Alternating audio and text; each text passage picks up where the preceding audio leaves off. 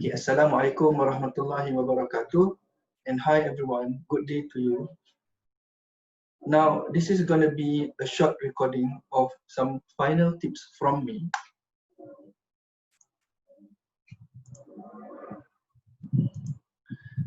Firstly, let me read what we have from the technical article on the examiner's approach. At the end of the article, these are the things that the examiner has provided to you if you want to succeed in your exam. Number one is that you have to apply correct techniques and knowledge to differing and complex scenario, especially in section E, guys. You know, it's going to be a 50-mark questions. So you will have to apply correct techniques. There are, you know, we have BSOP, Black-Scholes model, right? We have the NPV, and how do you apply it if it's an international project, that kind of thing. Secondly is to adapt integrative approach. You will have to be able to answer questions whereby in that scenario, in that question, you'll have a number of different chapters or different sections from the syllabus. You have to get used to that. And you can only do this by knowing the relationship between each of them, right? Thirdly is to demonstrate sound evaluative skills, right? Again, NPV, and don't forget your hedging strategies. You would have your pro forma. You would have your formula to remember. And not only that, the formula that you remember or what you will be provided in the exam, you have to know how to use them. Is it the formula there? Is it in annual format or is it in monthly format? You have to know all of those, right? What in the option model, for instance, do you have to discount the cash flow or do you not have to, all right? And then display good presentation skills. Remember, you will have professional marks. 4 marks is a lot, guys. Therefore, this would come partly from your well-structured approach when answering the question, the format, if the report is required, and so on. Lastly is to make considered judgments and decisions. Now, listen to me. The exam will sometimes ask you to do an evaluation whereby you have to make a judgment or a decision. And many times, the information that you need for you to make the judgment is incomplete, or they may be somehow contradictory to each other, some of them. This is when you have to make judgments. It's not going to be easy, it's not going to be superficial, but you know that you have to do your best anyway and use the skills that you already have from what we have learned together. Okay, having said that, now these are from my own. Remember, you go to the exam, you definitely want to pass the exam. For you to pass the exam, you will need at least 50 marks. Therefore, your mindset, your aim in the exam is to look for as many marks as possible that you can get. The moment you enter into the exam hall, and or rather when you have the exam and the invigilator says, okay, the exam has started, then you would definitely think about nothing other than finding places or areas or questions where you can get marks. Minimum 50 marks. Having said that, you must answer all questions. By all, I mean you have to attempt all of them. Do not be overexcited on one question. So you have studied that part and you have, you want to, this is a good news. So you want to spend a lot of time doing that. Don't do that. You will have a limit of time for every single question and the smaller question in one single question, right? And then also,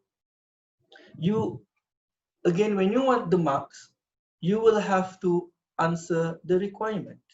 This is one of the most important things in the exam, which is if you just write anything that you want to write or anything that you have learned, you just want to vomit it out, that will not guarantee you marks, right? Rather, again, to pass, you need to get marks. To get marks, you have to understand the requirement and then answer the requirement. Then only you get the marks and then you'll pass, right? Next, don't forget there will be easy marks, right? Questions will be a combination of different difficulty level. There will be some easy questions, some moderate questions, and some difficult questions. Well, definitely, this is a professional paper, right? Therefore, I would argue that the significant proportion of the question will be those that are difficult. But again, for you to pass the exam, there will be, inshallah, enough questions for you to get the minimum 50 marks, or you should aim more, like I always said in the class. Next, also, own figure. Now listen, this is important. That's why when you are in the exam, so long as you still have the time, like they said, if the whistle is not yet blown, right, you do not give up. Own figure rule means what? Well, you know what it means, but how do you motivate yourself by knowing that there is such rule, own figure rule? Let's say you have a question, whereby to get the answer, you have to find A. From A, you will get B. From B, you will get C. From C, you will get D, right? So you know at the end of the day, you want to find D, whereby D will depend on C, and C will depend on B, and B will depend on A. You get my point. Now, the thing is, let's say in the exam, you are stuck at B. You cannot get a figure for B. Therefore, when you don't have a figure for B, you can't find C, you can't find D. Now listen, in that particular case, worst case scenario, just assume any number for B. Why? So that you can still find C and you can still find D. Imagine that, you know, if in a situation where you know how to do C and D, but because you don't know B and just leave B and also C and D, then you are losing a lot of marks. This is what we mean by own figure rule. When you have one figure which is wrong, that wrong figure, you will not be, you will not be penalized again. You will not be penalized anyway at all. It's just a matter of whether you have some correct answers or not. If there are correct answers, you will get marks. If there are no correct answers, you will not be penalized. No marks will be deducted, but you will just not get marks for those wrong answers. Okay? A few more. Now, it is normal also in the exam. You will, somehow be surprised or be afraid of the questions that you are reading. It's like, what is this, right? You do not know what to expect. You do not know how to do it, but that is normal. Usually, based on my personal experience, when you read again, or when you want to skip it first and go to the next question, it will help you to come back again to that question, or to revisit it, or to read a few more times, but be careful with your time as well. Then you'll get it, you will get what the requirement wants along the way. Again, what I'm trying to say here is that it is normal when you read the question for the first time, you don't have any idea what it is asking. But at least, again, do not give up. If you can't get all the marks, at least you can get some of the marks so that you can pass.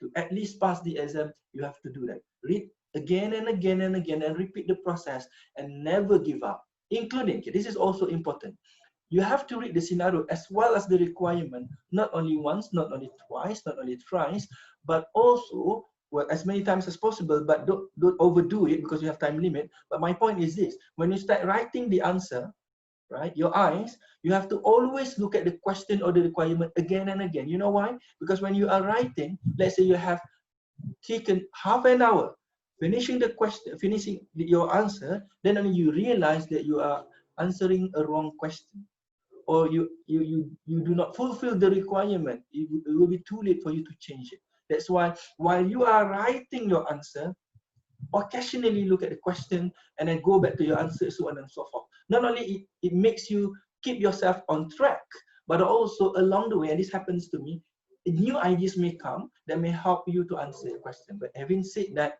make sure you have a plan, at least a very quick sketch, so that again you have a wonderful structure. Your answer is very well presented, the headings should be there, and that will help you get, more likely more marks for you to pass the exam. All right. So lastly, I hope, if you are listening to these short final tips for advanced financial management, I hope you don't forget all those logistic things, right? Like bring along your mask, right? Facial mask, I mean, your calculator, your stationaries, as well as your exam document. Make sure you know exactly when is your, or where is your exam venue. Don't be late. And this is my final word, okay? Remember, life is bigger than the exam. It doesn't mean that exam is not important. On one hand, some of you take too much, stress and pressure from the exam, up to a point that it affects you personally and you can't do the exam, right? Which is bad. On the other hand, some of you are just being lazy and, life is bigger than the exam, therefore I don't care if I don't pass the exam. That is also a bad idea. After all, many of you are sponsored students, right? By either the government the government that uses the money of the people, or also, even if you're not a sponsored student, meaning by, whatever institution, Yayasan Peneraju or whatever, a bank or something, you are also very likely to be sponsored by your own parents. Don't waste the money. So be someone who is moderate enough, somewhere in the middle. You take exam seriously as part of your life, but you know, at the end of the day, life is even bigger.